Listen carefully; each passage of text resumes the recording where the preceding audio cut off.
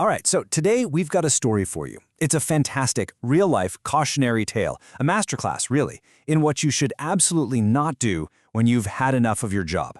And it all revolves around something we're calling the 5 a.m. resignation. But before we dive in, let me ask you something. Just take a second and think about it. What's your worst career mistake?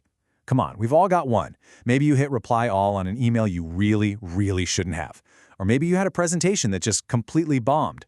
Whatever it is, get that memory in your head, because I promise you, by the end of this story, you are going to feel so much better about it. So, let's set the scene. Our hero in this story is working a pretty tough gig at a coffee shop. And this isn't just your average job, you know? It's a daily battle. A battle against being exhausted all the time, against super demanding customers, and that permanent smell of burnt espresso. The frustration here wasn't new. Oh no, it had been brewing for a long time. I mean, you can just feel the pressure building, right? You've got the constant exhaustion of being on your feet all day. You've got customers who are just impossible to please. The pay is low, but the stress is through the roof. And, of course, there's always that one coworker. You know exactly the one I'm talking about. Each of these things on its own is maybe manageable, but when you pile them all together, it gets heavy, fast. And that's really the heart of it. Everybody has a breaking point, a line they can't be pushed past. And our protagonist was getting really close to theirs. It was like a ticking time bomb, you know? The only question was when it was finally going to go off. And as we're about to see, the timing, well, it could not have been worse. So, how did this all go down? Well, it all started as so many bad decisions do, with a night out with friends that seemed totally harmless. You know, just a chance to blow off some steam, vent a little, and just forget about the daily grind. But this night was going to be the trigger for a truly epic career mistake. And you can see the whole disaster unfold on this timeline. It starts at 9 p.m. Pretty innocent, right? A few "I totally deserve this" drinks. But then 11 p.m. rolls around and the venting starts. All that frustration just comes pouring out. Then you hit 1 a.m. That's the magic hour, isn't it? That's when really bad ideas start to sound like absolutely brilliant ideas. You can just see the train wreck happening in slow motion, all leading to that one moment, 4:59 a.m., phone in hand. And here we are, the climax of our story, the moment of truth, the absolute point of no return. It's time for the 5 a.m. phone call to the boss. Just look at that time, 5 in the morning. I mean, the sun isn't even thinking about coming up yet. No normal business is happening. 5 in the morning is not for good decisions. It is the official hour of bad life choices.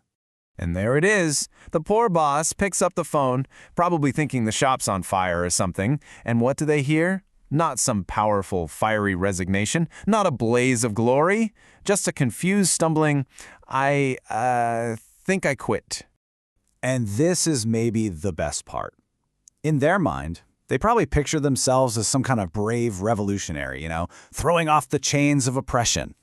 But the reality was just a confused, slurring mess who could barely get the words out. You can just picture the boss on the other end of the line, just blinking before quietly hanging up the phone. Okay, so now we have to shift gears. We go from the kind of funny chaos of the night before to the cold, hard light of day. Because the morning after doesn't just bring a headache, it brings a massive dose of reality and consequences. Can you just imagine that feeling? That slow, creeping horror as the memories start coming back in little pieces. The phone, the call, the words. And then that sudden gut punch of a realization. Oh no, what did I just do? You're not just hungover anymore. Now, you're unemployed. But hey, as funny as this story is, it's not just for laughs. There is a powerful lesson here, because when you burn a bridge that spectacularly, you learn a whole lot about the right way to leave a job. So let's turn this epic fail into something we can all learn from, the professional exit. And this chart just lays it all out perfectly. Look at the difference. On one side, you've got the 5 a.m. method. It's impulsive, it happens at a crazy hour, and you give zero notice. The impression you leave? Unreliable, unprofessional, the whole deal. But then look at the professional method. It's the complete opposite. It's planned, it's done during work hours, you give the standard 2 weeks notice, and you do it with a formal, written resignation. The impression you leave is one of a respectful, responsible person, no matter how you felt about the job itself. And here's what this all boils down to. Your last impression is often your most lasting one. The professional world can be a really small place, and the way you leave a job, even a bad job, says a ton about your character. And believe me, that reputation can follow you for years. So, we'll leave you with this thought. A bad, frustrating job, that's almost always a temporary situation. But a reputation for being unreliable or unprofessional, that can stick with you for a very, very long time. So the question you have to ask yourself is this. When it's time for your next career move, how are you going to write that final chapter?